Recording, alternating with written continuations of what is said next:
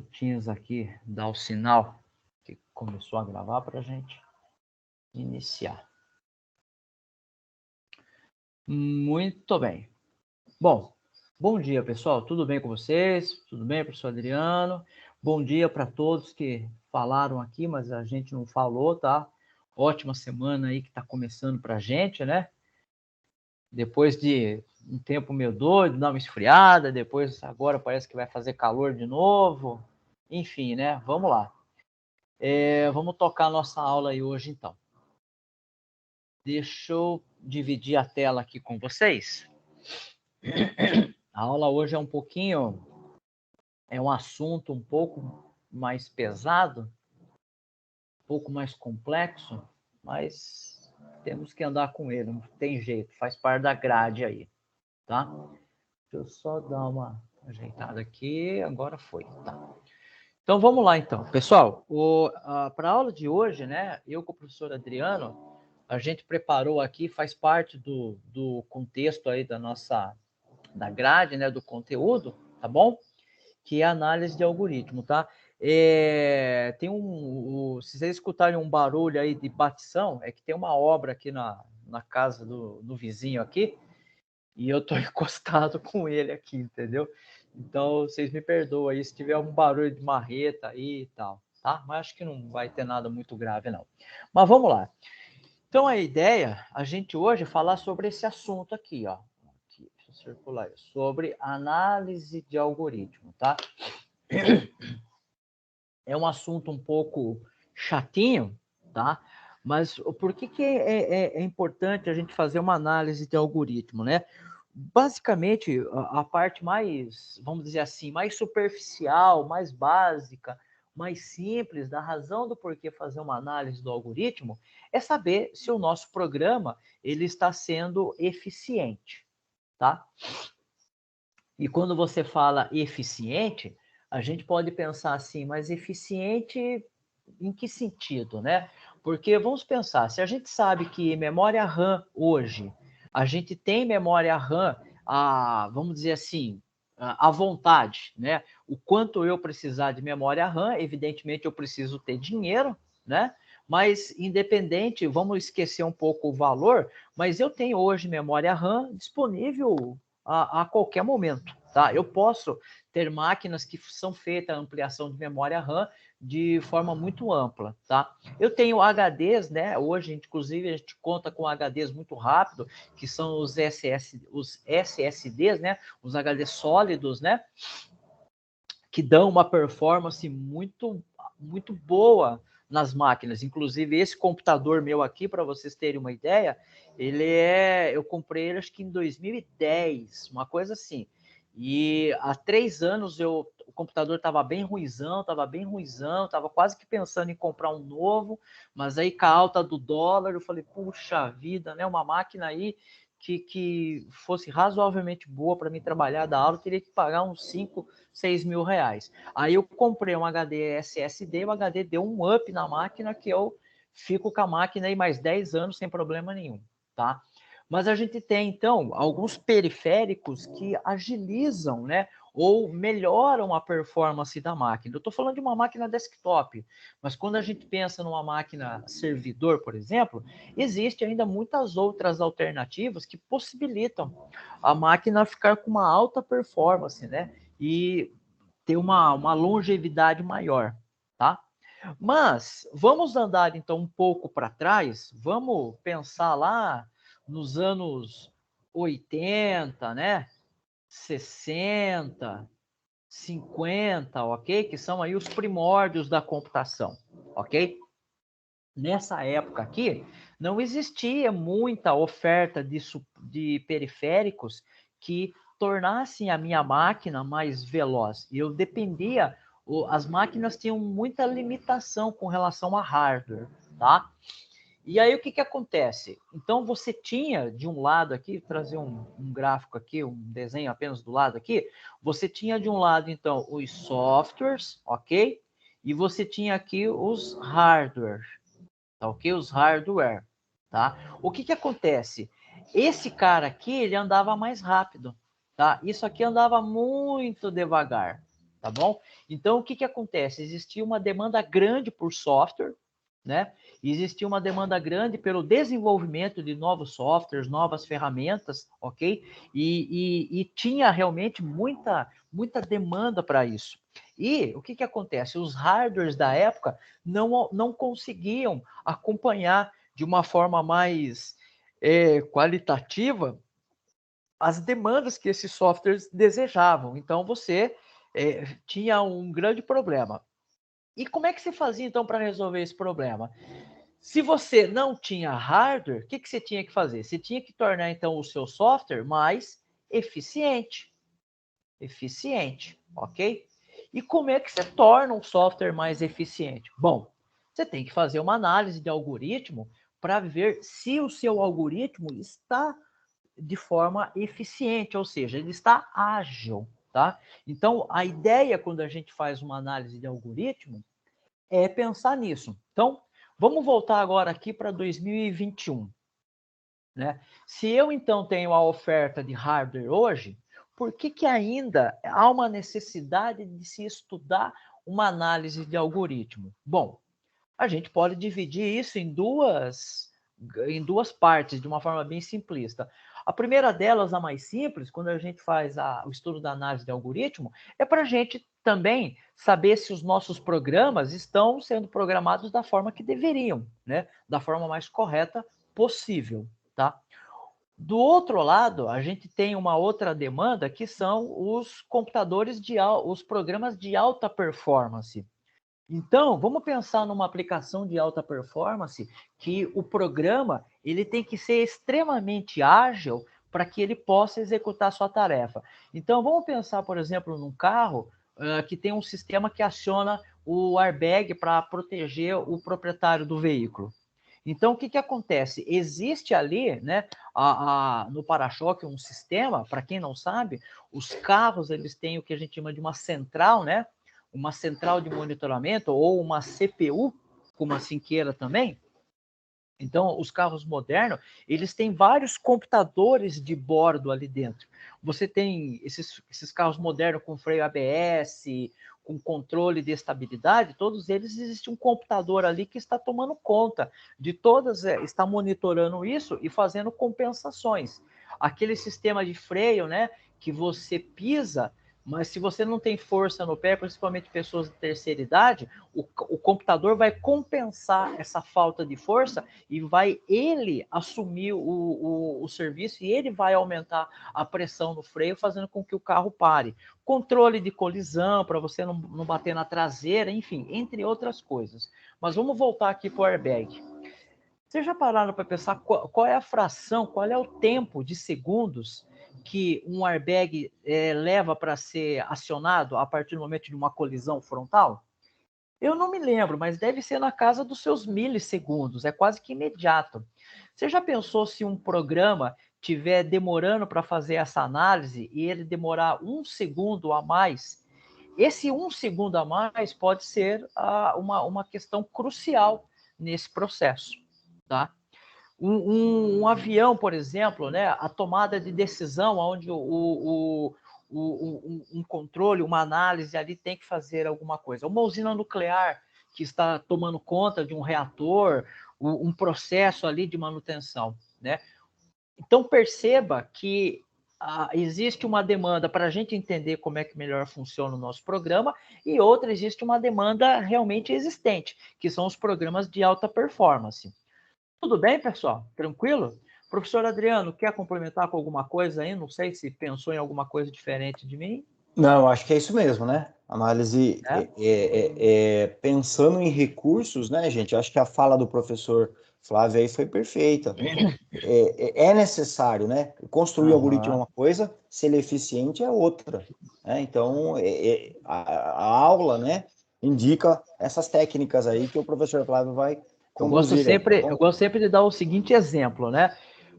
Quem tem habilitação, sempre que tá dirigindo um carro, tem sempre aquela noção que se você está numa via e passou uma bola cruzando a rua, o que vem logo atrás de uma bola? Vem uma criança.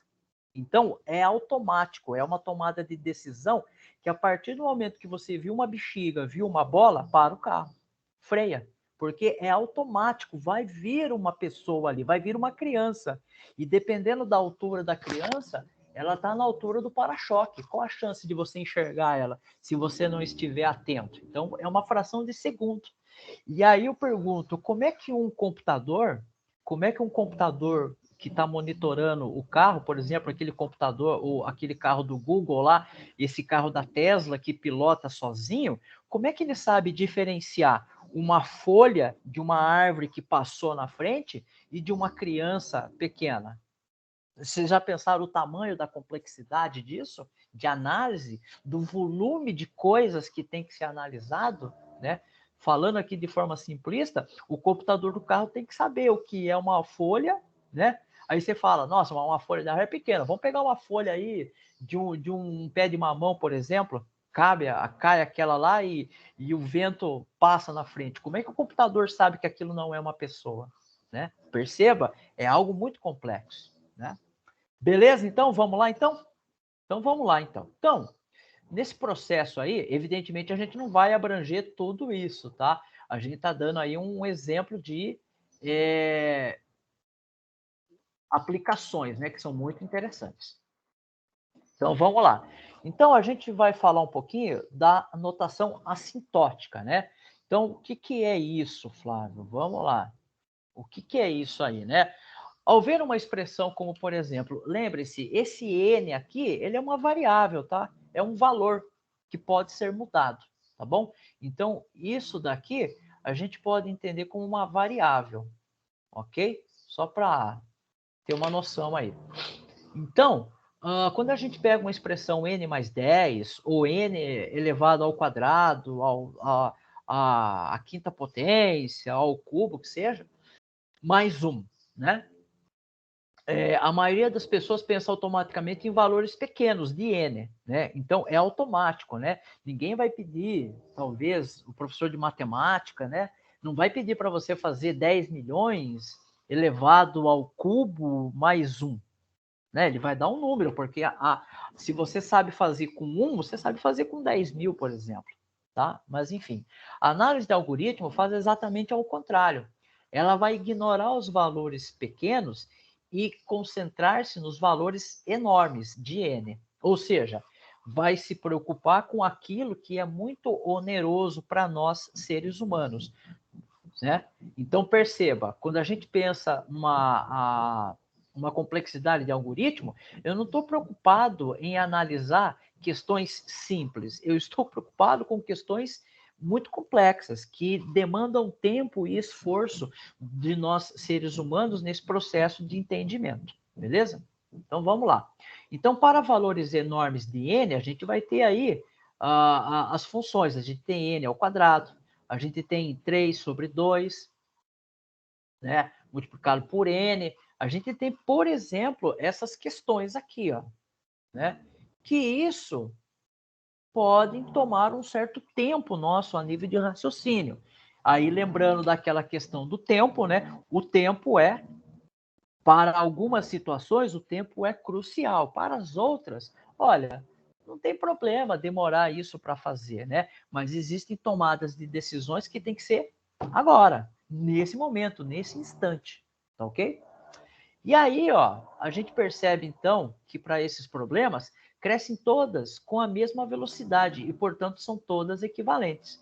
Então perceba, se elas vão crescer com a mesma velocidade, com a mesma proporção, né? Se elas têm uma curva de crescimento, todas elas são relativamente equivalentes, tá? E o que é isso então? Bom, né, esse tipo de matemática, né? Nós não vamos aqui aprofundar a questão da matemática.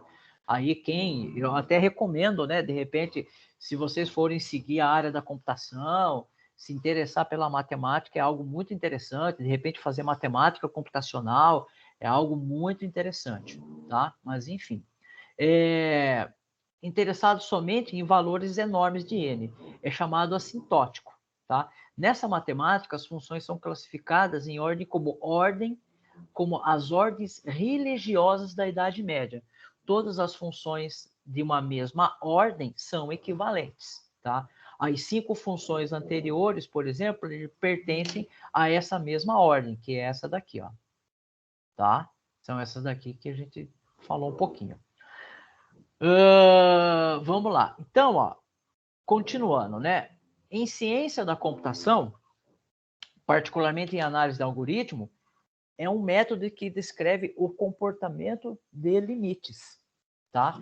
Então, quando a gente estuda ciência da computação, se você fizer um bom curso de ciência da computação, você vai ter lá duas grandes áreas da matemática que você vai estudar, melhor, duas não, são 3, né? Que vão ajudar a contribuir, mas 2 delas estão ligadas mais diretamente. A primeira delas, que é muito importante, mas não está diretamente ligada, mas tem uma boa contribuição, são as estatísticas, né? São a disciplina de estatística.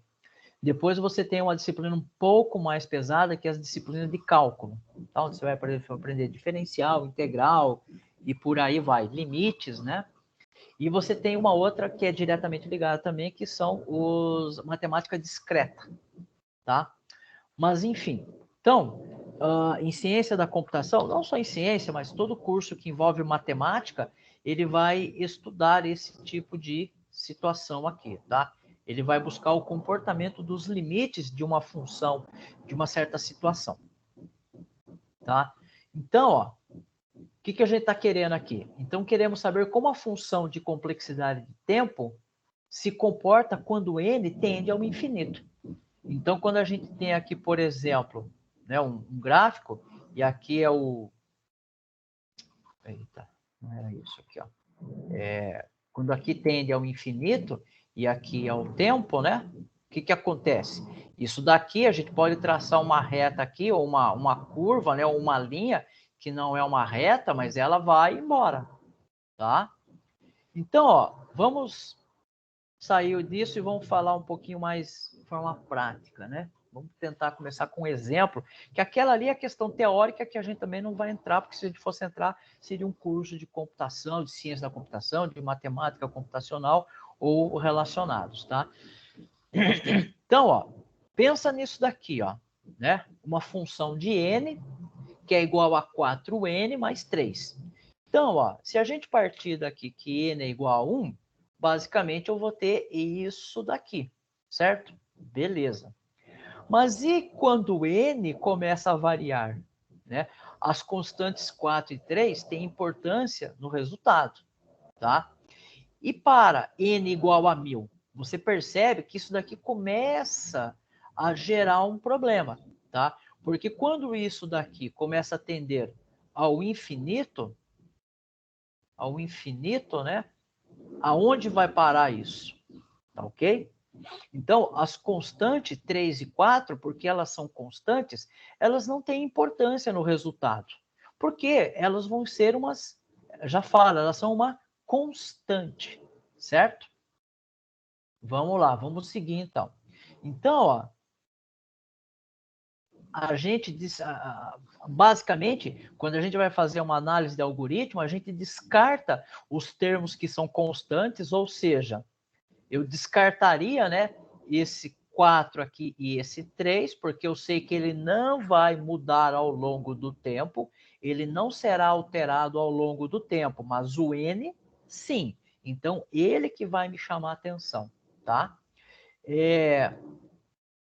Mantemos apenas o que cresce mais rápido à medida que n é maior, tá? Então, o que vai chamar a atenção nossa é isso daqui. E aí, ó, tem aqui um gráfico, por exemplo, que ele vai mostrar para a gente aqui um exemplo, né? Então, como é que a gente mede a eficiência de um algoritmo? Tá ok? Então, o que eu tenho aí? Espera aí. Ok, então vamos lá. Portanto, para comparar 2 algoritmos, determinam-se as taxas de crescimento de cada um. O algoritmo com menor taxa de crescimento será executado, né, mais rápido quando o tamanho do problema for grande. Então, o que ele está dizendo aqui? Quanto maior for o problema, se o seu algoritmo for eficaz, ele vai demorar menos tempo, tá? Então, aqui a gente tem uma curva. Tá? Neste segundo exemplo, dividimos, né, o 6 por 10, multiplicando 100 e 300 por 10, e inicialmente a função 1000n, né, mais 3000, começa com valores maiores, mas a partir de um certo valor, a função 6,n ao quadrado cresce muito rápido, tá? Que é justamente aqui, eu não sei se está dando para enxergar aqui a cor, né? Eu vou... Tá aqui, ó. Esse daqui é o quadradinho e esse daqui é o redondo, tá? Que não ficou um redondo, né? Bom. E aí, ó, a gente tem aqui como se fosse quase um comparativo, tá ok? Perceba, ó, que olha essa equação e olha essa daqui, ó. E olha essa daqui, ó. Né? Quando elas são comparadas ao gráfico, ó, 2, aqui é o 2, aqui é 1, aqui é 1. Aqui é 1, aqui é o 2. Tá ok? Então, ó, vamos voltar aqui. Então, ó, considerando 4n mais 3, se a gente descartar o 3, que é uma constante, a gente já tem o que a gente chama, numa análise chamada da primeira redução. Então, eu descartei o 3, certo? Já fiz uma primeira redução na minha análise de algoritmo, tá? E aí, ó, o que sobrou? Sobrou apenas esse cara aqui, ó. Opa, aqui, ó. Sobrou esse cara. Após a primeira análise de redução, que eu descartei, né, a constante, eu fiquei com esse cara aqui, que é ele que vai justamente impactar a performance do nosso programa, né, do nosso software, tá ok? E aí, ó, mas este 4 pode ter alguma variação? Né? Essa é uma pergunta. Pois se considerarmos linguagem de programação, compilação ou características específicas de cada linguagem, o 4 também é uma constante. Né? Então perceba que o 4 ele também é uma constante que pode ser eliminada. Então, o que está escrito ali? Né? Se a gente fosse olhar aqui, ó, isso daqui nada mais é do que 4 vezes o n. Certo? Ele só está com uma conotação ali resumida, por exemplo, tá? E aí, ó, eu faço então eu faço uma segunda redução. E aí eu tenho exatamente, né, aonde eu precisava chegar. Então, ó, o n ele possui um custo dominante quando tende ao infinito, pois é o termo de maior expoente. Quando a gente fala isso daqui, ó, quando a gente fala aqui custo, tá? Entenda que esse custo aqui, ó, ele é o tempo que o seu programa, o tempo que o seu programa vai consumir de memória RAM e de processador para concluir o processamento, tá? Então, quando a gente fala que um programa ele está consumindo bastante recurso da memória RAM, quer dizer que ele tem um custo elevado da memória RAM. Quando a gente fala que um programa está consumindo bastante processamento, né, da CPU, a gente fala que isso existe um custo de CPU para isso, tá bom? Pessoal, qualquer dúvida, vocês postam aí no chat, tá? Vocês colocam aí, a gente vai. Tudo bem. Tá, sem problema, Maria. Tranquilo. Eu consigo, de vez em quando, dar uma olhadinha lá. Então, ó. Então, vamos analisar um pouco aqui essa conclusão, tá ok? Então, vamos analisar um pouco aqui. Deixa eu circular ela aqui. Ok? Então, ó, podemos excluir todos os termos menos importantes das funções e considerar apenas o que tiver maior grau, que é o caso, né? Então, se a gente pegasse lá o 4n mais 3, em um primeiro momento, a gente ficaria com o 4n. Depois, em um segundo momento, eu ficaria apenas com o n, tá? Então, ó, olha aqui, ó. Funções custo para o comportamento assintótico. Então, eu tenho aqui, ó, uma equação aqui onde eu estou dizendo que função de n é igual a 30, certo? Eu tenho essas funções aqui, ó, tá? Se a gente fazer essas reduções, o que interessa para a gente, de fato, são apenas os n's. Mas e esse n ao quadrado e esse n ao cubo? Vocês vão ver que também ele é uma constante, né? Então, qualquer n será elevado à segunda potência. Qualquer n será elevado à terceira potência, tá? Então, ó, vamos fazer as reduções, então. Funções reduzidas. Quando temos um valor constante, o valor assintótico pode ser considerado 1. Né? Então, sempre quando a gente tem um valor constante, de cara a gente analisa que assintoticamente que esse valor é igual a 1. Tá? Aí, ó, olha aquela outra função reduzida. Ó. Neste caso, os valores constantes podem ser descartados e a função passa a ser apenas essa. Tá? Ou seja, eu estou interessado ainda só no n. Olha essa daqui. Neste caso, temos 3n mais 2n. Eu já até descartei aqui, né? Porque nessa primeira evolução aqui eu já cortei, né? Até cortei aqui, certo? Então, eu estou analisando somente isso aqui agora. Tá? Neste caso, temos 3n, mas sabemos que n ao quadrado tem taxa de crescimento maior que 3n. Então, a função se torna justamente... Olha lá. Feito. Aqui, ó. Olha lá, de novo. Ó. Já estou... Nesse caso aqui, né, N3 possui uma taxa de crescimento maior que qualquer outro termo da equação. Então, quando a gente analisa isso daqui, ó,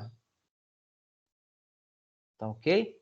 Se você começar com N igual a 1, mas se você colocar N igual a 500, por exemplo, você vai ver que isso daqui vai crescer mais do que isso, tá? Então, perceba que a gente vai analisando e aí a gente obtém essa redução aqui. Notação Big O, né? Aqui, ó, ao analisarmos algoritmos, devemos analisar o pior caso do algoritmo, ou seja, com o maior número de instruções a ser executado. Então, a gente sempre vai olhar a pior situação. E por quê, né? Por que isso? Porque tem-se uma previsão de desempenho e viabilidade de execução de algoritmo com uma grande quantidade de dados a ser processada. Pense assim, ó. Vocês daqui a pouco vão prestar o Enem. E é todo ano, né? É todo ano tem aquela conversa que vem na TV. Porque os servidores do MEC que controlam as questões, as inscrições do Enem saiu fora do ar e tarará. Tá. Então, esse é o cenário, esse é o problema. Imagine que vocês são os analistas, vocês são os diretores de TI do MEC. Tá ok? E tem esse problema. A pergunta que você vai responder para a sociedade, por que isso acontece? Olha, é simples. Quantas vezes no ano essa demanda exponencial, né? Quantas vezes esse N elevado a N acontece? Quantas vezes acontece isso no ano? Apenas uma vez, certo? Apenas uma vez. Então, como é que você, diretor de TI, como é que você vai justificar para o dono da empresa, para o patrão, que você precisa investir em equipamento para atender a demanda de uma vez no ano? Né? Como é que você vai justificar isso? Então, isso é um grande problema. Tá? Isso acontece no MEC, por exemplo, quando tem essa questão de demanda pontual. Então, não adianta o Mac, não adianta, gente, o Mac chegar lá e comprar computadores de altíssima geração e os outros 11 meses, ou 11 meses e meio, que eu não sei qual é o prazo de inscrição do MEC, desculpa a minha falta de conhecimento nesse sentido, e aqueles computadores ficarem sendo usados de forma muito superficial. Então, perceba que existe, ó, a gente poderia traçar aqui um gráfico, né, que existe um momento que ele faz isso, ó. Existe uma curva muito acentuada, mas isso acontece uma vez. No resto do ano é uma curva não é muito agressiva essa curva, tá? Então não faz sentido. Você tem que ter o que a gente chama de um equilíbrio, né? Você tem um equilíbrio no processamento, né? Processamento, ok? Aonde essa falta de essa ociosidade vai compensar esse pequeno momento aqui. Então, teoricamente, a gente vai ter uma curva mediana aqui, né? Vai ter uma reta aqui, ó, né? Vai ter uma reta aqui que vai compensar, vamos dizer assim, né? Vai ter gente que vai cair? Vai. Mas tem gente que vai conseguir, entendeu? Então, eu tenho eu tenho isso em mente. Quer ver um outro exemplo claro de uma empresa privada? Você pega, por exemplo, algumas datas específicas, né, do comércio. Você pega, por exemplo, o comércio eletrônico, né? Então, qual é a data no Brasil que mais se vende as coisas? Dia das Mães. Dia das Mães é o dia campeão. É o dia que mais se tem vendas, né? Se não me falha a memória, o segundo dia é o Natal, né? Então, primeiro é o Dia das Mães, depois Natal, e aí vem as outras datas. Dia dos Namorados, se não me engano, acho que fica em terceiro ou em quarto lugar, uma coisa assim, tá? Mas o fato é que nem todas as empresas de tecnologia fazem isso que eu falei para vocês. Elas não investem em tecnologia para atender um dia na semana, um dia do ano. Elas fazem uma compensação. Elas falam, olha, não vou colocar um equipamento de última geração, vou colocar um equipamento 3/4, né? Quase lá, entendeu? Que vai atender a demanda, tá? Então, esse é um detalhe, tá bom? Essa anotação aqui, vamos lá. Ao analisarmos algoritmos, devemos analisar o pior caso, ou seja, aquele pior caso possível do custo do algoritmo para todas as entradas de N. É aquilo que eu falei para vocês. Olha, na semana do período de inscrição do MEC, esse momento, para mim, é o momento N. É o pior caso que eu tenho. É aonde que vai exigir todo o poder de processamento do meu recurso tecnológico. No Dia das Mães, as operadoras de cartão, de transação online, é nesse dia que é o teste, é a prova de fogo. Então, o que eu faço? Existem testes para isso. O sistema ele é bombardeado por instruções e vê qual é o ponto de ruptura, vamos dizer assim, qual é o ponto de colapso do sistema. Tá bom? Vamos lá. E aí, ó, a gente tem aquele pior caso, né? O pior caso possível, certo?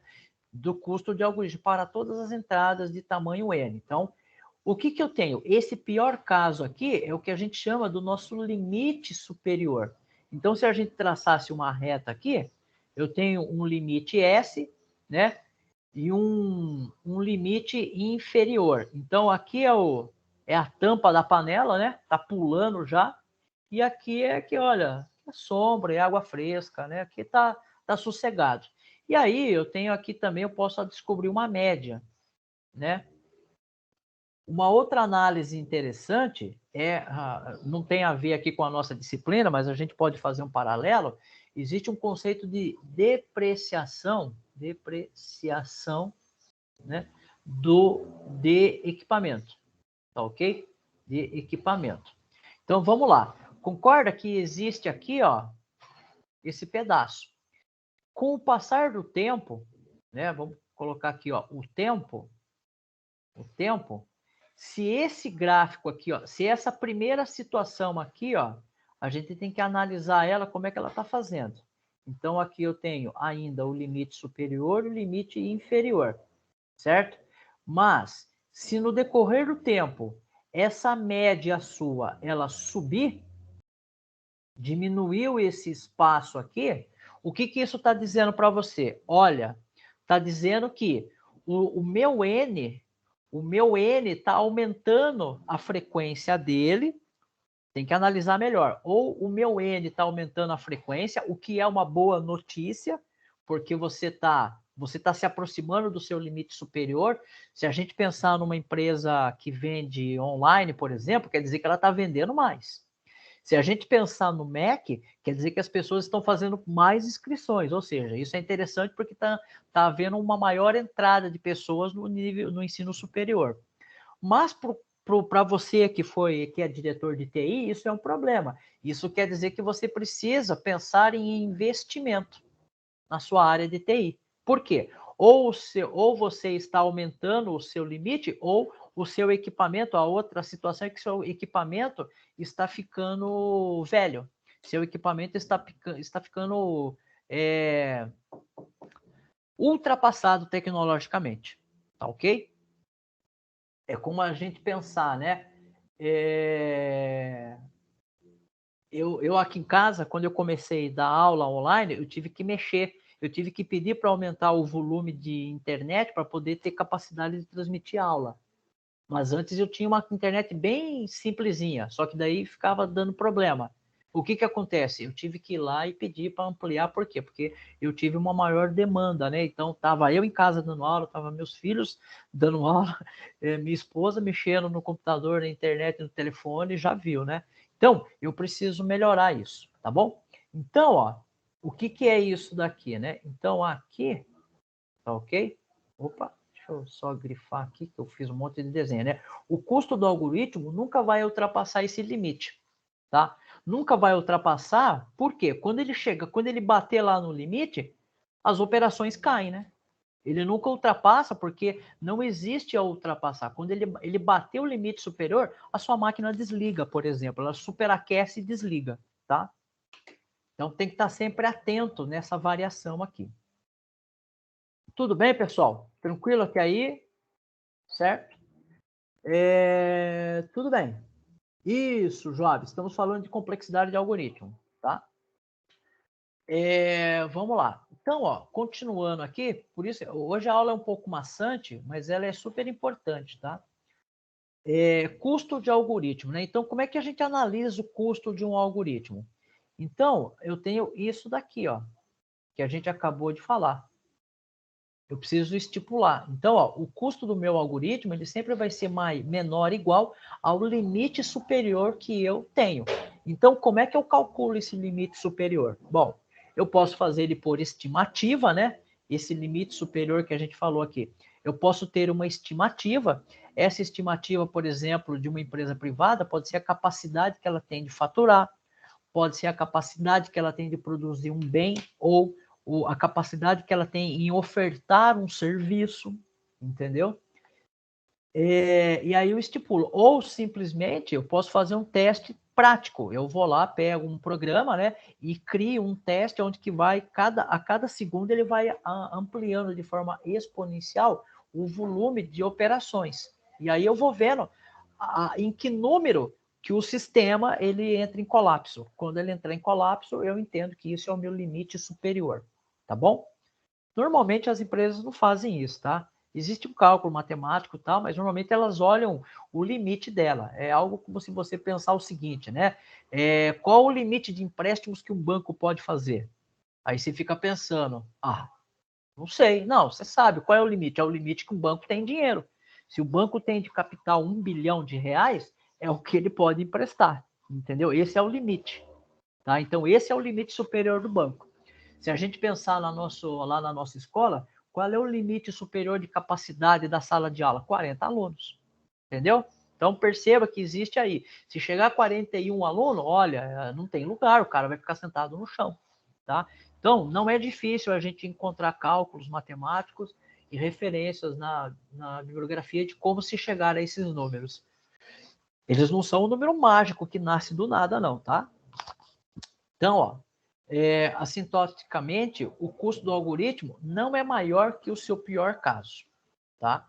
O custo do algoritmo, no máximo, é tão ruim quanto o seu limite, tá? Não pode ser pior, mas pode ser melhor, tá bom? Porque daí ele tá abaixo, né? Então, a gente começa a fazer algumas anotações aqui, anotação Big O, né? O1, ON, O2, ON ao quadrado, ON ao cubo, ON a quarta, né? ON a quinta e assim vai. Já vai chegar lá. E aí, ó, olha só isso aqui que interessante, tá? Então, ó, eu tenho aqui, por exemplo, um gráfico, ó. Olha que curioso, né? As linhas aqui, né? As linhas aqui, ó. Deixa eu ver aqui, ON, isso, legal. E aí, ó, a gente tem esse exemplo aqui das classes de algoritmo. Então, eu vou começar a classificar os nossos algoritmos de acordo com esse O, tá? Então, ó, a ordem é O1 de ordem constante, né? Independente do tamanho dos dados de entrada, a quantidade de instruções executadas é sempre a mesma, tá? De log n, ordem logarítmica, né? Soluções que dividem o problema em problemas menores, processando a cada iteração, em geral, a metade dos dados da vez anterior. Basicamente, nós estamos aqui dividindo o processamento, tá? Ordem linear, o mesmo número de instruções é executado para cada um dos elementos de entrada. Então, aqui vai ser bem forte, né? Aqui é de logaritmo linear, né? As soluções de logaritmo que transformam o problema a ser resolvido em problemas menores e que, por sua vez, possuem soluções independentes, né? De ordem quadrática, algoritmos que possuem alinhamento de traços, né, para trabalhar com os dados de entrada em pares. E ordem cúbica, né? Certo? Algoritmos de ordem exponencial, certo? E de ordem fatorial. Deixa eu só ver uma coisa aqui, pessoal. Deixa eu ver aqui, que acho que dá para a gente adiantar alguma coisa. Só. Isso. Deixa eu... Só um instantezinho. Então, pessoal, basicamente, quando a gente faz uma análise de algoritmo, é dessa forma aí que a gente faz a classificação. Deixa eu só abrir um outro arquivo aqui para vocês. Aqui, espera aí, que eu vou carregar aqui. Opa. Só salvar ele aqui. Aqui. Então, deixa eu abrir um outro aqui agora. Para continuar. Não sei se a gente vai terminar hoje, tá? Acredito que não, mas eu vou lançar aqui. Se for o caso, a gente continua semana que vem. Tá bom? Deixa eu abrir aqui. Então, vamos lá. Deixa eu compartilhar outra, ou melhor, deixa eu terminar essa daqui primeiro. Fiz um jeito aqui, fiz de outro. Abrir com... Beleza. Então, ó. Então, essas aqui são as classes, tá bom? Espera aí que eu vou abrir outra tela aqui com vocês, que seria a continuação. Eu não coloquei esse slide lá, mas aí eu já coloco na hora que terminar a aula aqui. Deixa eu dividir a tela de novo. É que normalmente, vamos lá, aqui. Acho que apareceu aí, tá? Deve estar aparecendo aí para vocês. Deixa eu só maximizar aqui a tela. 90. Então, ó, e se o algoritmo for uma composição de funções, né? Então, olha lá, aqui, ó, eu tenho uma composição, aqui eu tenho a soma, mas eu poderia ter operações de subtração, de multiplicação, de divisão, tá? Como será a análise? Como se determina a sua complexidade? Se os dois algoritmos são executados em sequência, ou seja, primeiro esse, segundo esse, né, uma sequência, ok? A complexidade será estabelecida pela maior complexidade de execução. Então, eu olho isso daqui como uma, certo? Com uma única equação. Então, ó, olha lá. Ele pega isso daqui, ó, e transforma exatamente isso, tá? Ou seja, o custo total da complexidade, o custo total será o O do máximo, tanto da função de f como a função de g, tá? Aqui vai ser algo muito parecido, ó. Ó como é que fica isso. Tá lá. Certo? Acho que vai dar para passar essa segunda parte aqui. Depois eu coloco lá. Tá? Então, ó, tudo bem? Então a gente viu bastante teoria sobre isso. Vamos ver uma aplicação prática disso. Tá? Vamos ver a prática disso. Né? Então vamos olhar aqui a complexidade constante. Então vamos trazer aqui para o nosso universo que fica mais fácil. Então, ó, são os algoritmos onde a complexidade independe do tamanho do N de entradas. E o único em que as instruções dos algoritmos são executadas em um número fixo de vezes. Então, olha só, nós temos aqui ó, um programa. Então, eu vou numerar aqui a linha. Ó, 1, 2, 3, 4, 5, 6 e 7. Tá? E 7. Então, ó, olha o que está acontecendo aqui. Ó. Né? O único em que as instruções de algoritmo são executadas com um número fixo de vezes. Beleza? Reparem isso daqui, ó. Tá? Olha aqui, ó. Então aqui eu tenho uma entrada mais um, aqui eu tenho uma vez mais, né? Por causa que tem uma constante ali, e assim vai. Vamos pegar aqui, esse aqui é o Big O1. Vamos pegar o Big O-N. Aí, ó, esse cara aqui, ó. 1, 2, 3, 4, 5, 6, 7. E por que é o N? Né? Porque uma operação é realizada em cada elemento de entrada. Perceba que esse N aqui, ó, esse N, vamos imaginar que o N seja 10. Então, ele começa do 1, vai passando pelo 2, pelo 3 e vai até o 10. Então, quando for o valor 1, é uma entrada. Quando for o valor 2, é outra entrada. Quando for o valor 3, é outra entrada.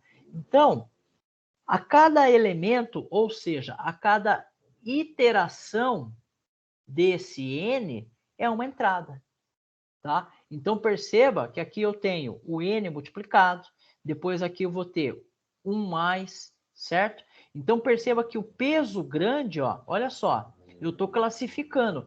Isso daqui é uma constante. Isso aqui é uma constante, isso aqui é uma constante, isso aqui é uma constante. Agora, aqui não, ó. Aqui existe uma variação, certo? Perceba que quando o exemplo anterior, ó, isso aqui é constante, ó. Isso aqui é uma constante, constante, constante, constante, constante, constante. É aquilo de lá, ó. Eu tenho 3n mais 1. O que me interessa? Somente isso, certo? É o que nós estamos fazendo. Então, tudo isso daqui, ó, basicamente, ó, não me interessa. Então, eu vou analisar. O meu algoritmo ele vai ser influenciado pela quantidade de N's que ele vai estar vai estar sendo executado. Tá? Então, perceba, se esse N for igual a 10, isso quer dizer que o meu programa será executado 10 vezes. Se esse N for igual a 1000, coloquei M, né? Ele vai executar 1000 vezes. Independente, né? Independente desses outros aqui, ó. Independente, certo? O fato é que esqueça isso daqui, ó. Depois eu vou apagar aqui. O fato é que esse trecho aqui, ó, ele vai ser executado 1000 vezes. 10.000 vezes, dependendo da quantidade de entradas que o N for feito, for o seu valor, tá? Então, perceba, se a gente imaginar que cada tempo, eu vou colocar aqui, ó, que cada tempo, que cada um desses daqui é um tempo, então eu vou estar utilizando 1000 tempos de processamento, tá ok? Não é isso, mas é só para estabelecer uma relação aí simples nossa. Olha aqui a equação, ó. Se eu tivesse que pegar esse algoritmo aqui e traduzir ele de forma matematicamente, olha como é que ficaria. Eu sempre vou ter o N. Olha lá. Aqui eu apaguei. Eu rabisquei tudo. Deixa eu tirar esse rabisco aqui, ó. Olha lá, ó. Olha aqui, ó. Eu vou ter o N elevado, onde que eu vou ter o 1, né? E assim vai. Perceba que esse primeiro aqui, ó, é para o N1. Esse outro aqui vai ser o N2, assim sucessivamente, tá? Olha aqui, ó, essa outra complexidade. A única coisa que interessa para a gente aqui, ó, é o while. Por quê? O while é justamente aonde que ele vai estar o N, né? Por quê? O while não é uma estrutura de repetição? Olha lá, tá? Só que o while, ele já vai ter uma divisão de código, né? Ele vai tratar problemas melhores, então ele já é o que a gente chama de logarítmico, tá? A complexidade linear, certo? Aqui já é um problema. Então, ocorre tipicamente em algoritmo que divide o problema em problemas menores, porém juntando posteriormente a solução do problema menor. Então, o que acontece? Aqui existe um problema, né? Aqui é um problema. Aqui é outro problema. E aqui é outro problema. Nós falamos disso. Isso daqui, o que é? Isso é uma função. Tá ok? Então, só para recordar, o que são as funções? Eu tenho uma caixinha grandona aqui, que é o nosso programa, certo? E aí eu tenho caixinhas menores aqui, que são as nossas funções, certo? Que fazem coisas específicas. E que, inclusive, uma pode depender da outra dos resultados que elas calculam, tá? Então, perceba que são problemas menores, mas que cada uma dessas caixinhas pode ter o seu O aqui dentro, tá? Aí precisa ver se é O1, se é ON, se é O de log, tá? Complexidade quadrática, né? Vocês vão ver que a complexidade quadrática é quando eu tenho duas vezes aqui o N, ó. Tá vendo? Eu tenho duas vezes o N. O que é o for? O for é uma estrutura que vai estar condicionada justamente a esse A aqui, ó. Então, esse A aqui é a nossa entrada. A nossa entrada, tá? Entrada, volume, né? Volume. Então, se tiver 1000, ele vai executar 1000 vezes. E aí, perceba que eu tenho uma segunda entrada, que é o mesmo A, né? Que ele também vai influenciar, tá? Então, se eu tiver 1000, ele vai executar isso daqui 1000 vezes. E esse daqui vai executar 1000 vezes também. Então, perceba que eu vou ter, se esse N for igual a 1000, e esse N for igual a 1000, então, basicamente, é N ao quadrado. Beleza? Pessoal, eu acho que tá bom por hoje, né, Adriano? Muita coisa. A gente vai... É muita teoria, gente. Muita teoria. E é por isso que eu Faz falei parte que a aula ia ser... A do aula é um pouco currículo. maçante, né? Mas é um... Deixa eu voltar aqui para vocês, espera aí. É um assunto... Um pouco pesado. Cabeludo. É um assunto cabeludo, né? A gente aqui não vai, vamos dizer assim, como é que eu posso? Se aprofundar de uma forma muito... A gente não vai explorar isso com muito mais qualidade dentro aqui desse curso, tá? Mas é importante vocês saberem que Vai existe... apresentar, né, Flávio? Podemos Exatamente. apresentar. Exatamente.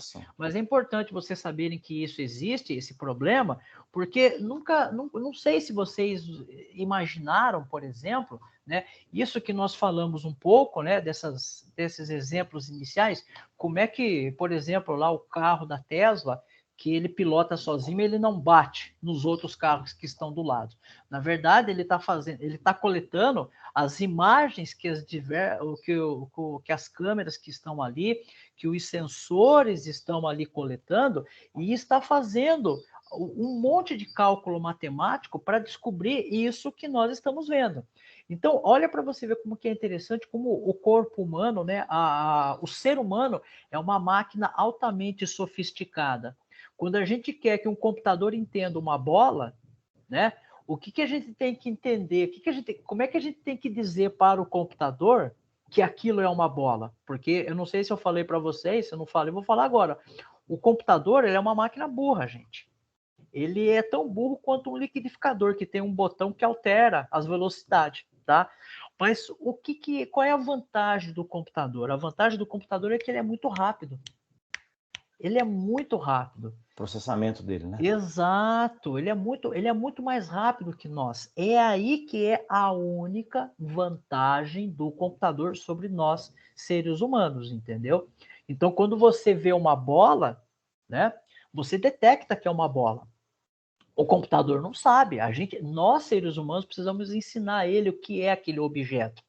E aí nós precisamos ensinar ele como é que ele identifica um objeto. Quer ver uma outra coisa, curiosidade, que aí foge uma questão?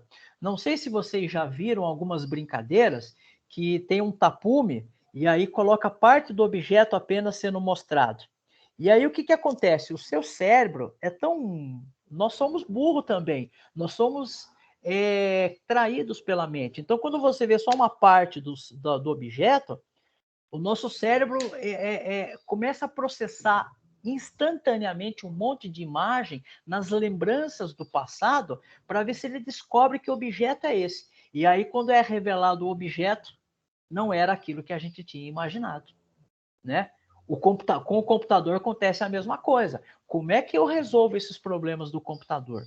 Né? Como é que o computador sabe que aquela folha do pé de mamão, que é grande, ela voou, ela não é uma bola que está passando, não é uma criança que está ali, né? Então perceba que esses cálculos matemáticos, eles são feitos em grandes quantidades, né? E eu preciso saber que, eu não sei, né? A gente falou, não sei se já passou pela mente de vocês como é que o computador sabe, né? Que uma coisa é uma coisa, outra é outra, né? É dessa forma. Então a gente pega esses algoritmos que são compostos, são programas de computador que são compostos por if, por while, por for, né? Por entradas de dados, né? Que são as entradas de dados que o usuário digita ou que ele captura por um sensor, por uma máquina fotográfica, e ele decompõe esses dados em números. E aí ele começa a fazer essas análises através de algoritmo, certo? E aí essa complexidade eu preciso saber se não vai saturar o meu sistema ou não, tá? Mas sim, é muita informação, tá? A gente não vai aprofundar, mas é interessante que a gente saiba para que quando vocês tiverem contato com isso, vocês saibam do que se trata. E aí tem Até mesmo programando, né? Até mesmo programando. Exatamente. E às vezes tem aquele aluno, né, professor? Ah, professor, eu tô aqui, tô fazendo curso, é muito legal, mas eu não vou ser. Eu vou ser advogado. Ok, ótimo. Aí eu pergunto para você, advogado, você lá no futuro próximo, imagine que o carro da Tesla atropela uma criança. Trágico. Mas e aí? Você representa o cliente, quem que você vai prender? Você vai prender o carro? Pensem nisso. Você vai prender o programador que fez o algoritmo? Né? E aí?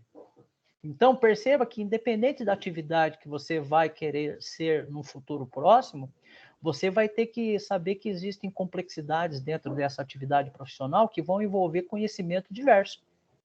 E que muitas vezes vão envolver áreas das mais diversas possíveis, né? Bom, eu cansei, eu enjoei de falar disso. Professor Adriano, mais alguma coisa? Pessoal, Não, alguma acho que dúvida você de última foi, hora? o professor Flávio foi assertivo, gente. E são teorias computacionais isso aí, tá? Então, é um conjunto de informação complexo que o professor Flávio conduziu aí com de uma forma bem leve, bem suave, porque é um tema pesado, gente. É um tema pesado. E não achem vocês que a gente vai cobrar, né, a construção ou vocês analisarem um algoritmo, né? Mas enfim, a intenção é apresentar para vocês que existe, né, a importância desse tema aí para quem vai trabalhar com tecnologia e como o professor Flávio também indicou, para mesmo quem não trabalha na tecnologia, isso é importante. Tá, gente? Então eu acho que é isso aí mesmo. Mas fiquem tranquilos, não se assustem com a aula de hoje, tá? É, Tá bom? Acho que é galera. importante falar isso para eles, né, Flávio? Para eles Isso. não Galera. ficarem. Não vai ficar frustrado que você não entendeu nada. Calma. A gente também não sabe tudo, tá? Teorias da computação é um pouquinho complicado mesmo, tá, gente? Não tem jeito. Tudo bem então, meus queridos? Bom, sem dúvidas aqui aparente, pessoal, eu vou encerrar aqui a gravação, tá? E, professor Adriano, muito obrigado. Pessoal, uma ótima semana para todos nós aí que está começando, tá bom? Não veremos vocês semana que semana que vem é a semana B, né? Mas aí na outra semana a gente continua, tá bom? Eu vou subir esse segundo slide que não tá lá no Moodle, tá? Eu já vou subir já, tá bom? Professor Adriano, obrigado, pessoal. Tchau, até mais, um abraço. Vejo vocês ou daqui 2 semanas. Tchau, Tá tchau. bom, gente. Vou parar a Tá. gravação aqui. Qualquer dúvida, pode entrar em contato com a gente, tá bom? Até mais, pessoal. Tchau, pessoal. Muito obrigado. Boa semana para todos.